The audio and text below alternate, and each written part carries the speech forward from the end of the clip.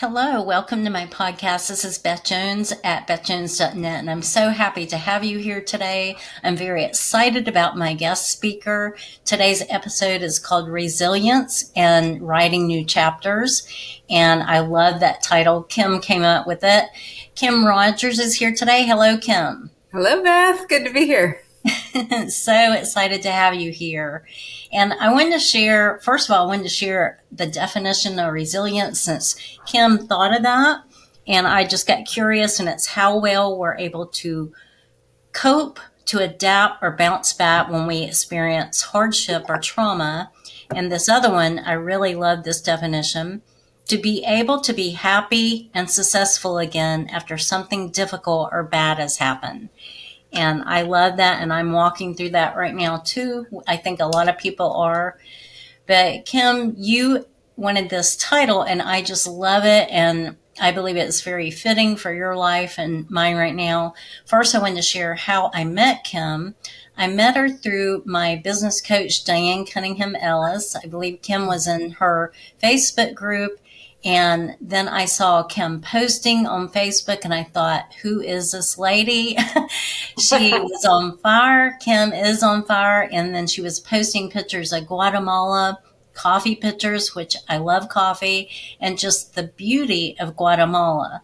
And fast forward a couple of years, Kim had invited me to Guatemala. It was never on my radar. I never even thought about going there. Since this is a video today, I want to show y'all a couple of pictures that I got there. Here's me and Kim in Our Guatemala. first day together. I love that. And her and my Spanish teacher lives there. Or at least she did. So pretty. Beautiful Novia. picture. Yes. So she met me with her friend, and they drove me around so I wouldn't have to Uber everywhere. That was so sweet of them and generous. Here I am in front of this. I love this building. What is it, Kim? Arco de Santa Catarina. It's a yellow. It's just gorgeous. I love it. It was probably my favorite part besides Kim and the volcanoes. And then I went up in the top, the very top part. What is that called with the cross? Cerro de la Cruz. And God told me to go to the very top and pray scriptures over the people and the land. So I did that. There I am in front of how many volcanoes? 3 or 4? They have 3 a lot. volcanoes. And then at the end, toward the end, Kim and Stan had invited me to stay with them a little bit longer.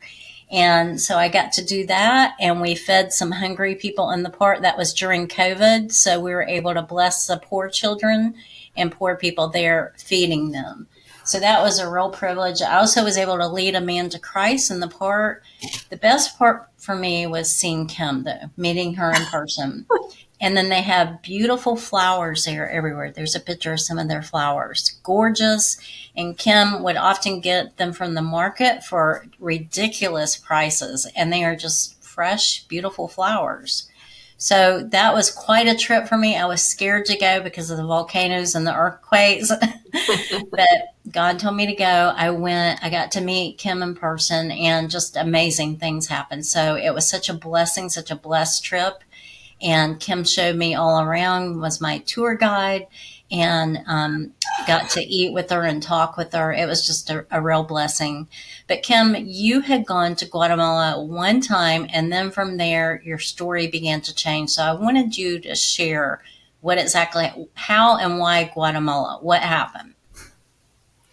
Well, my story with Guatemala started in around 2001 when I was working as an agent, airport agent in Greenville, Spartanburg. I checked a woman in for a flight, and I slapped the bag tag around her suitcase and said, Guatemala, what are you doing in Guatemala? I had never thought about it. And she said, I'm going to language school, Spanish language school in Antigua. It's a really cute town. You should check it out.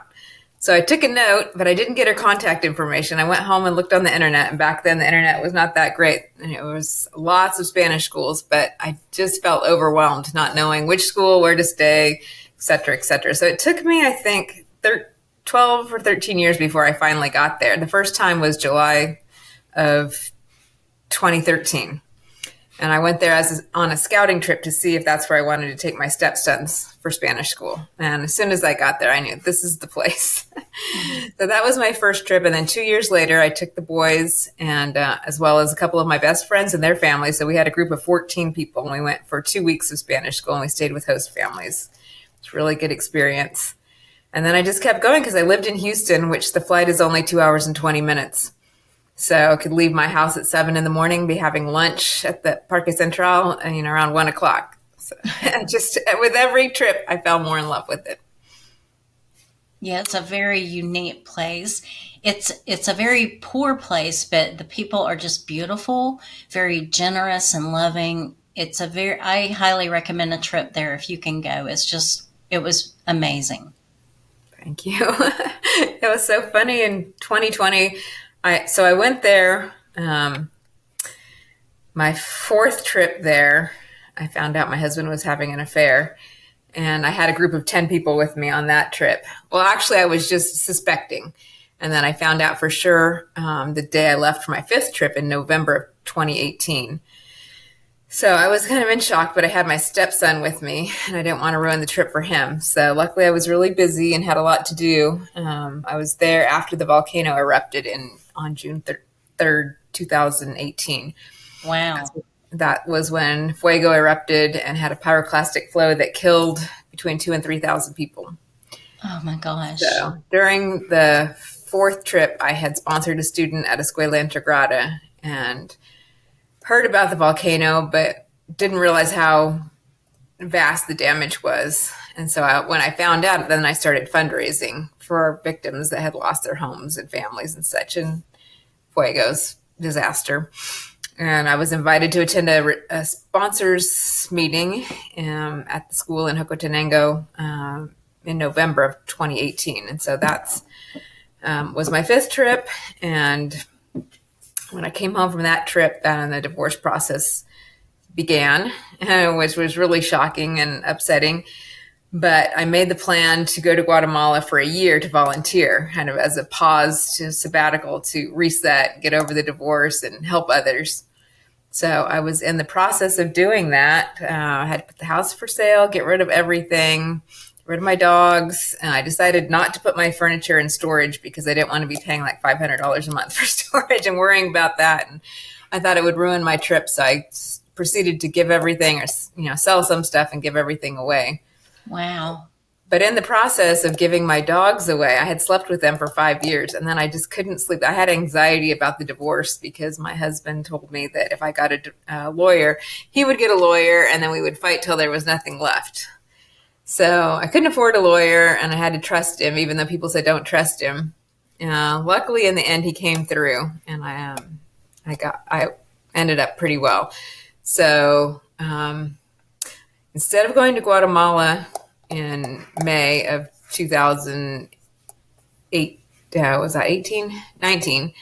I ended up coming back to my parents' house because after the dogs left, I couldn't sleep, and I went like a month without sleeping, and I ended up in psychosis and spent a week in the hospital in Kingwood, Texas. And so then my sister came to help me, and then my parents came to help me. The house sold while I was in the hospital, and so my parents flew down to make sure the paperwork for the house and the divorce was all final and good. And then I ended up coming back to Walla Walla and staying with them for several months where I was extremely depressed. And I laid around doing nothing for months on end till I couldn't stand it anymore. And then I decided to finally volunteer. And it was a great opportunity. I went from doing nothing to basically full-time work. I was volunteering at the office at Sunbridge, which is a nonprofit. And I was taking some classes, 2 classes. And then I was working for my grandma who was in assisted living. So it snapped me back to reality finally. And then my friend MJ said, well, she was sorry to hear what I was going through, but I would be fine. And as soon as I felt fine, I should go back to Guatemala because that's where my heart is. So I'm drinking my Heart for Guatemala coffee right now. Oh, love that cup. So I bought it. Did you get it there? Yeah, I had them made there. Oh gosh, I love it. So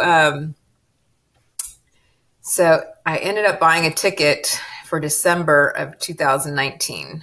One way or two? A round trip because my parents Okay. had told me that I had no business in Guatemala. That I shouldn't go there.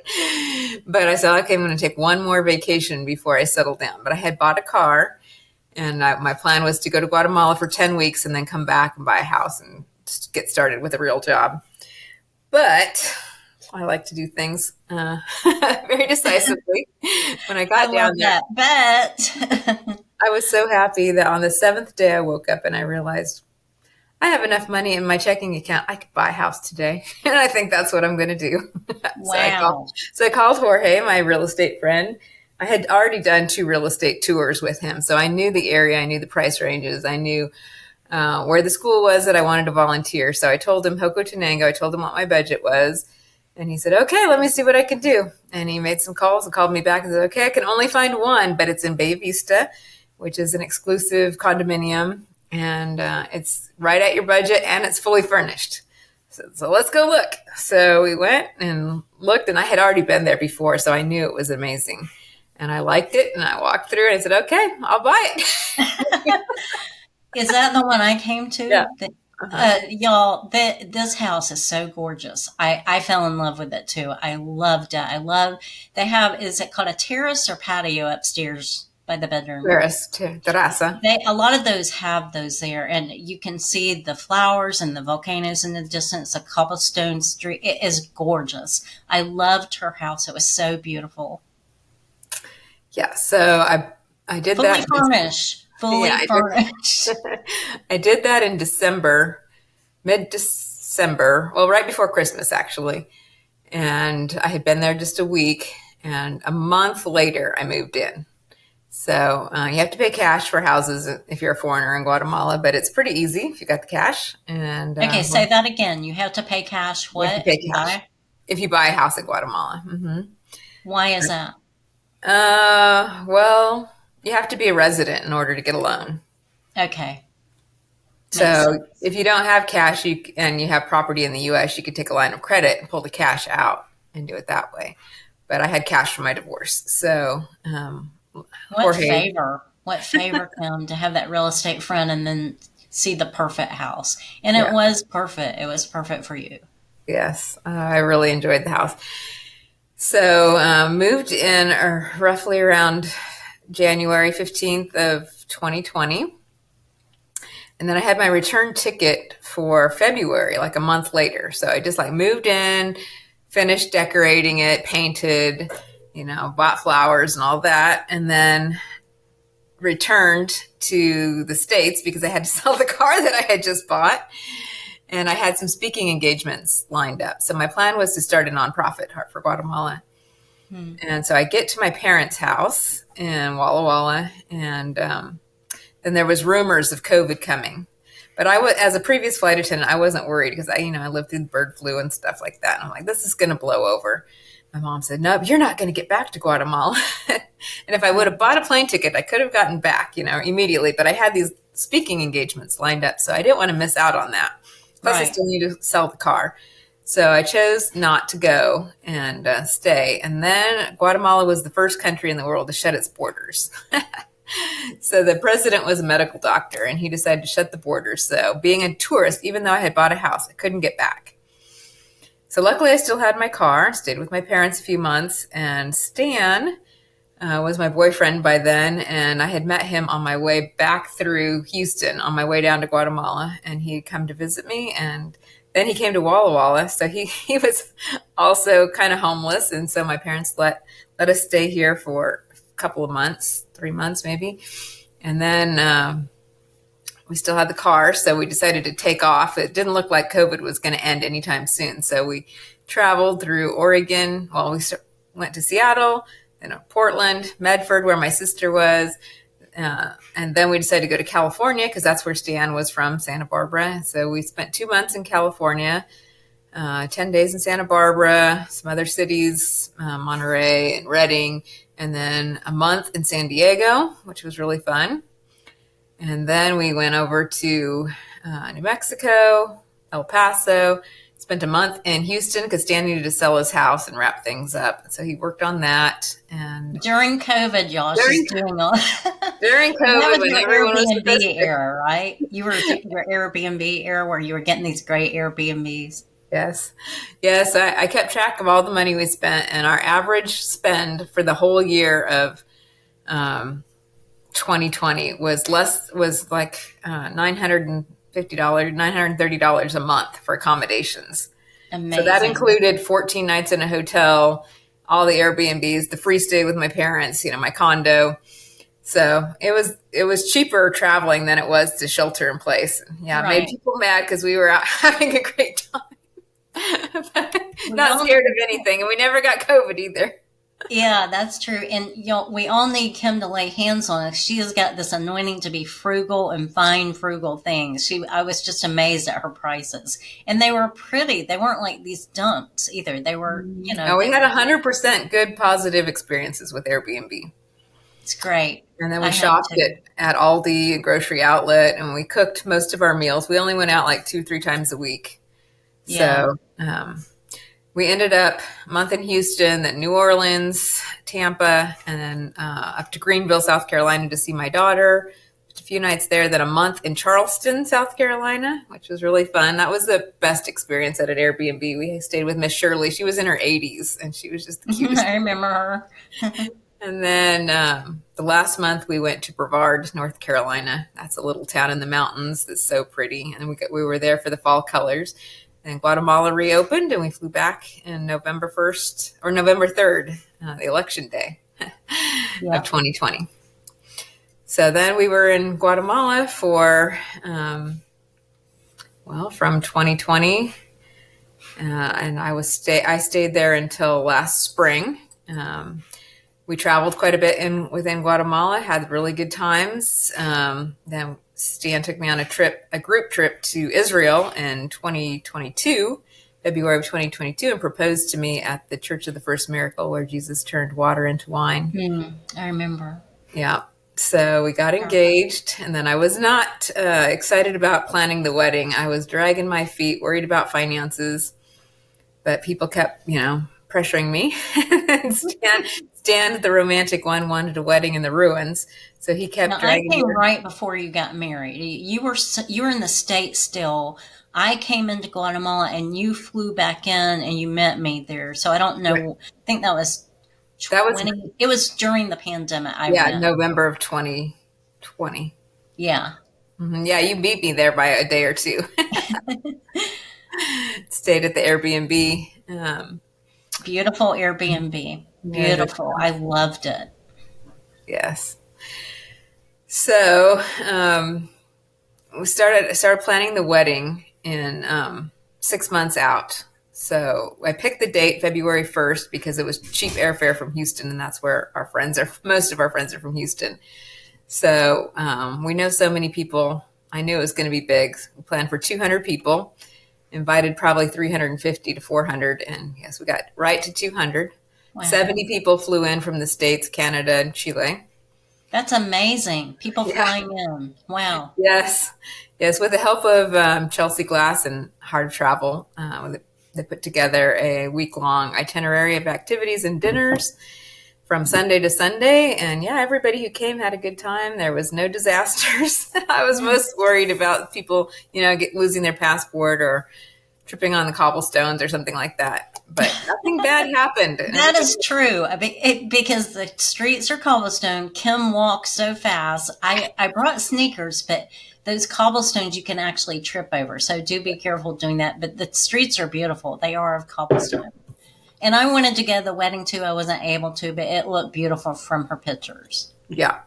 So 3 months into the wedding planning, I was looking for an opportunity to make money because I was running my nonprofit, which I started in 2020, but I just was having a hard time taking a salary for the work that I did. And this is for the street children and women, right? Yeah, for students in extreme poverty. I raised money primarily through Rotary clubs to fund projects that supported education. So I worked with other projects and nonprofits. I was primarily the fundraiser. But I just didn't feel right for me to get up and do a speech and say, I'm funding these projects for children in extreme poverty, but I got to pay myself first. So I got a little bit disillusioned with nonprofit work because I didn't realize when I started there was like 15,000 nonprofits in Guatemala and thousands of missionaries, all basically doing the same things, using the same ideas that I thought were unique to me. I was very naive. But anyway, there is tons of need, and everybody can make a difference there. So I was looking for an opportunity to make money outside of the nonprofit work. And that Stan was really into real estate. And we knew the people that had rented this house before, and they had run a successful Airbnb there. So we went to look at it, but I'm like, I am not moving in the middle of wedding planning. Famous last word. Somehow we did the tour of the house, and it looked much better than we expected. And so we got up to the terrace and like, oh, shoot, let's do this.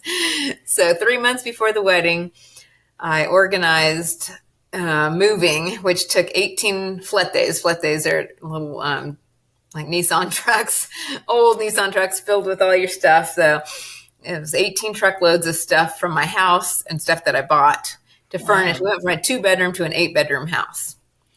So, and then we had to renovate. We had to paint the whole thing, the whole outside, all the doors, the whole exterior, all the window bars, everything. Do lots of projects in order to get it finished to be occupied for our guests during the wedding. So 3 months later, we hosted the wedding. 70 people came in and 12 people stayed at the house. Hmm. So that was our first full house, and it was exhausting, but it was fun, and people enjoyed it. So that's all that matters. And we had the wedding, and it went really well. She looked beautiful. Thank you. I bought my dress at the thrift store for $9. That doesn't surprise me, but yeah, and I found Stan's suit for $25. Well, actually, with the help of Patty, I gave her the money. We went on a trip, and she measured Stan's suit jacket, and she found the perfect suit and the perfect dress, and didn't have to alter anything. So yeah, we saved a lot of money that way. And you said you had different restaurants that y'all dined at during the wedding feast? Mm-hmm. Yeah, first night was Fermentos. The second night was Aqua. The third night we had I think that was a non-rehearsal dinner that we had catered in the ruins. And the wedding. My heart ached to be there. When I was about to leave Guatemala, I told them, I've got to leave now. My Airbnb is my time here is running out. And they're like, she and Stan are like, why do you have to leave? And I said, because I don't have any more money. And my Airbnb is running, the times. And they said, just come stay with us. And that was so generous. And I'd never met them before. So that was so generous and good of them. But the advantage to that, not only did I get to know Kim better and stay at their house and see their beautiful house and everything, but they showed me other things I hadn't seen before, like the one where the ceiling is open. What cathedral is that? The earthquake had. Oh, yeah. That's the main cathedral in Antigua. Mm-hmm. Yeah, and I wanted to see that, and I hadn't seen that yet. So I get to see a lot of the cathedrals and other things I wanted to see, thanks to them, and let me stay longer. So that was such a blessing. But you had a restaurant in one of those, you had dining in one of those? Yeah, the ruins that we got married, we rented actually for 3 nights. So we actually had guests staying. There was 2 houses on the property. So we had another 8 or 10 people staying in those houses. And then the rest of the people that flew in stayed at various Airbnbs and hotels scattered around town. So yeah, people pretty much made their own accommodations except for the ones that stayed with us. So yeah, it worked out really well. And so I was really busy for 6 months and then kind of collapsed afterwards. And this is the part where, y'all, the dream is beginning to shatter. She did this incredible thing where she went down to Guatemala. She had this dream. She actually went down there several times. And she took the leap of faith, and God helped her to do it. She bought a beautiful house. She moved down there, which is incredibly brave, Kim. Most people wouldn't have done that. Well, we can thank Diane Cunningham for that and her Be Brave initiative. You were so brave and courageous. Yeah, Diane's our coach Diana is so good. That's what she's all about, is brave and courageous. But now the dream is shattering again, but there's still hope. So hang on. So keep sharing, Kim. So I stayed in Walla Walla. Poco a poco, a little bit by little bit, I got better. Luckily, my dad was able to help me get some insurance here. So I was able to see the doctor, therapist, all that stuff. But what really helped me was a lady named Aaliyah. First meeting that we had, she made a to-do list of all the things I needed to do to stay here. And I was like, I'm not staying here. I'm going back to Guatemala. A little bit by little, I realized, I guess it's better that I stay here for the time being. Who is this that gave you the to-do list? Her name's Aaliyah. Okay. Aaliyah. A friend. Yeah, I love to-do lists. Yes. So I'm really good at to-do lists. So little bit by little bit, I checked them all off, and I finished the to-do list a few weeks ago. The last things was buy a car, get a job, get a housing plan together. And I've done all those things. I'm really excited about my new car. And I decided, I applied for a lot of jobs, and it turns out that I was too overqualified for all these entry-level jobs that I was applying for. So I decided I'd just have to hire myself. And I've been working on a website, KimDianeRogers.com. And I'm getting back to what I love, which is speaking and writing. And thanks for asking me on today. It was perfect timing. Yes, she's an incredible anointed speaker. She's spoken for Rotary and other many places. I did want to ask you about that. I'm intrigued because I'm a speaker too. How you've got some upcoming speaking engagements, including in another nation. So share about that. But how did you get these speaking gigs? Because all speakers want to know this. Just network or? Yeah, network. Stan dubbed me the ambassador to Antigua and Kim the connector. So I do have a big network. Yeah. And lots of friends all over the world, which I'm really fortunate. So turns out the same friend, MJ Harris, who's now a psychiatrist, she and I were friends from 20 years ago. Actually, we were both exchange students in Chile in 1987, 88. I was in Rancagua and she was in Santiago. We didn't meet there, but we met working at ExpressJet based in Newark, where she was the first officer and I was flight attendant. And people had been telling us, there's a flight attendant, there's a pilot that went to Chile. So we finally got to work together and we bonded over our experiences in Chile. And she started talking immediately, like, we need to go to Chile together. So now 20 years later, now that she's a doctor and she travels for work, and so she has all these miles. So she said, now that I'm better and recovered, let's go to Chile while you're single. Like, let's go.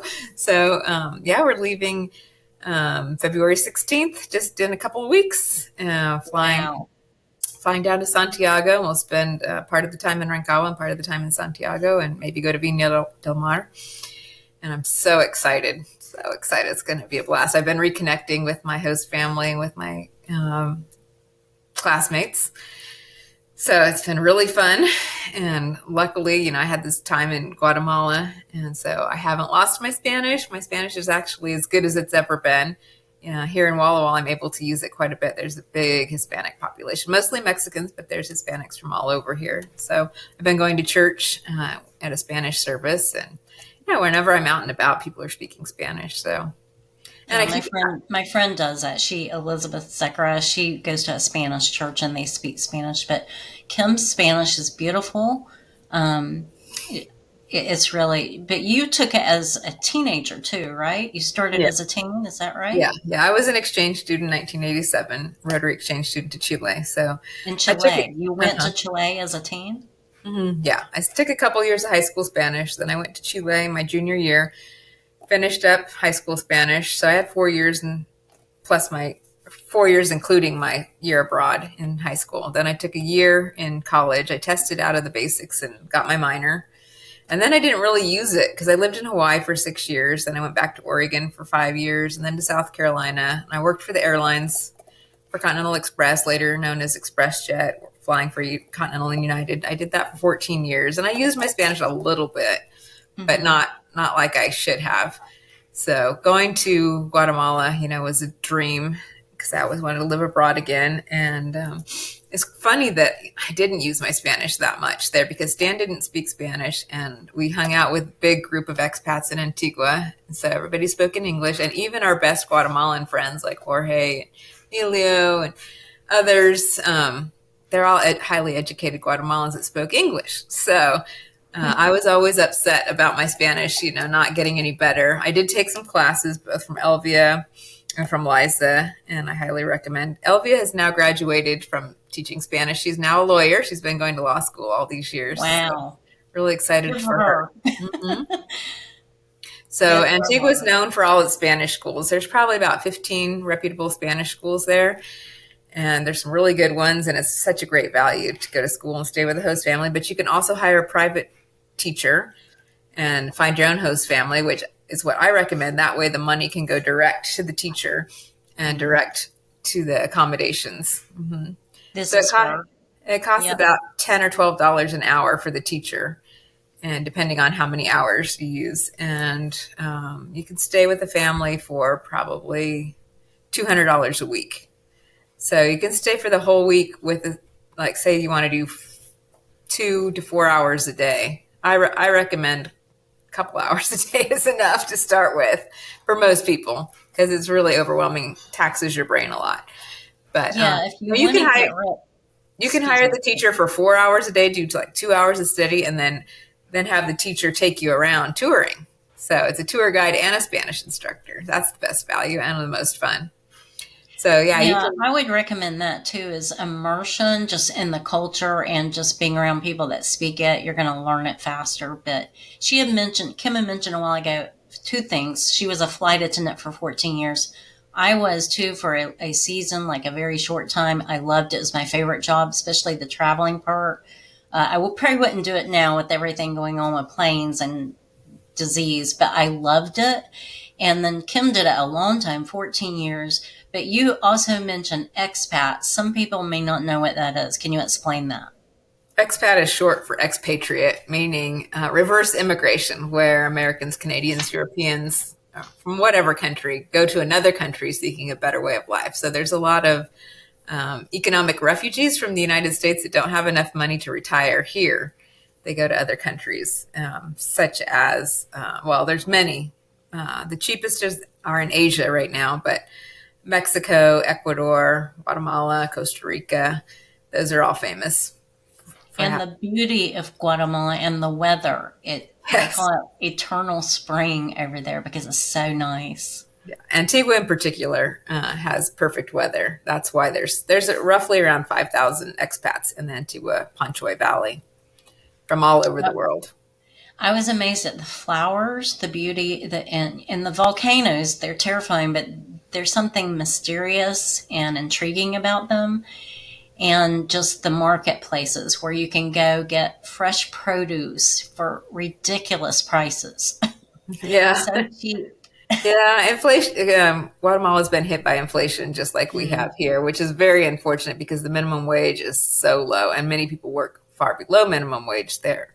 So it's really sad, COVID was really hard. Antigua subsists on tourism. So that's why it's always been in my heart to promote tourism. And over the last 10 years, I've influenced over 200 people to travel to Guatemala for their first time. So I'm really proud about that and happy because that does help the local economy. I mean, imagine just my wedding alone with 70 people flying in made a big impact. That's a gift, Kim. Okay, so you're about to speak there in where? I'm going first to Houston and I'll be there 10 nights and I have lots of friends and I worked after my airline career. I worked at Aldi, the grocery store, for 4 years and I made a lot of friends there. In fact, over 20 of them came to Guatemala to visit me. I mean, who's the Aldi lady that invites people to Guatemala? I was just looking on my Facebook memories and my first Aldi customers were there 6 years ago this week. And many came. Several came for the wedding. So, and they invited you to speak at where? Rotary Club? In Houston, I'll be speaking at a Rotary Club. I'm meeting for coffee at Java Man and Panera, and for dinner. Like different sets of groups are meeting me pretty much every day. I have a meeting with some people. So I'll be Awesome. catching up with everybody. And let me see. I got my schedule here. Where is it? So yeah, I'll be staying with friends for the 10 nights that I'm in Houston. Then I'll be flying. No hotel costs. That's great. Right. Yeah, that's the benefit of having so many friends all over the world. Make more friends, right? Yes. Let's see here. And then how long will you be in Chile after I'll that? be in Chile almost 2 weeks. Let's see here. My glasses. Okay, so I'll be in Houston the 7th to the 15th. And February 7th to 15th. yeah. So yes, I actually have friends that I've never met in person, but been Facebook friends for years, driving down from College Station to meet me because they're interested in going to Guatemala. They spent a few years in Ecuador, so meeting them, and then two coffees at Java Man, a coffee at Panera, dinner, speaking at Rotary, meeting up with some of my old coworkers from ExpressJet. And then I fly to Santiago on the 16th, Sunday the 16th. February 16th. And you'll be there 2 weeks. Okay. So I'll spend a night in Santiago, and I've got lots of friends in Santiago. Then we'll take the train down to Rancagua. It's only an hour on the train. I'll be staying with my host mother, Rosa, for 4 nights, catching up with family and classmates.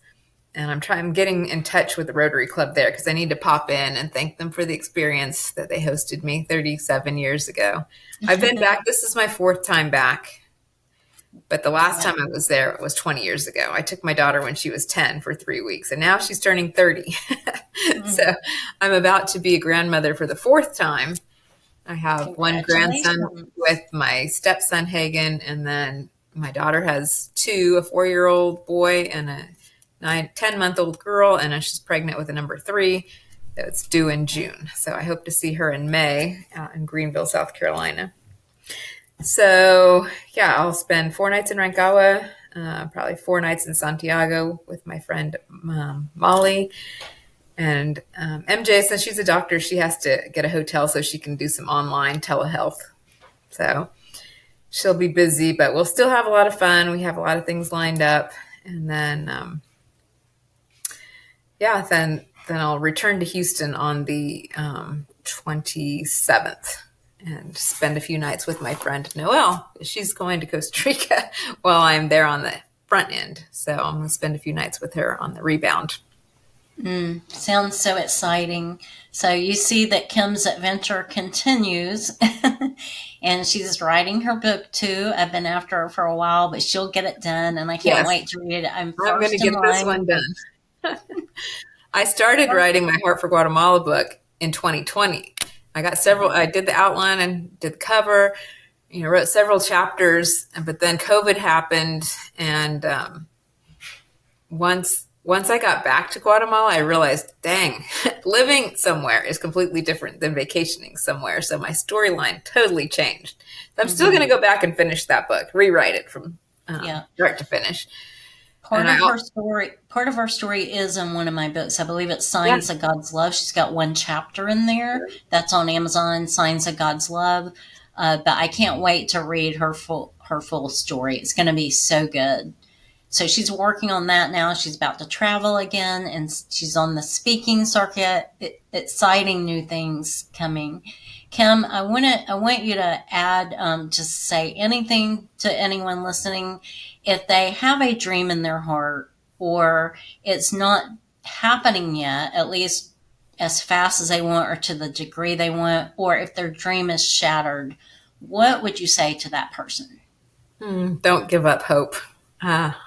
It's easy to fall into the dump and to think that your dreams are over, but don't give up hope and keep working at it, and don't let the distractors distract you because I've had plenty of distractors tell me I can't do it, I shouldn't do it, but I know it's in my heart, and to me serving and helping people is what's most important. Yes, and that's what God looks at as a heart. And Kim has she's beautiful inside and out. I want to share this verse, Psalm 126:2, and I believe it's for Kim and me and others. Psalm 126:2, our mouths were filled with laughter, our tongues with songs of joy.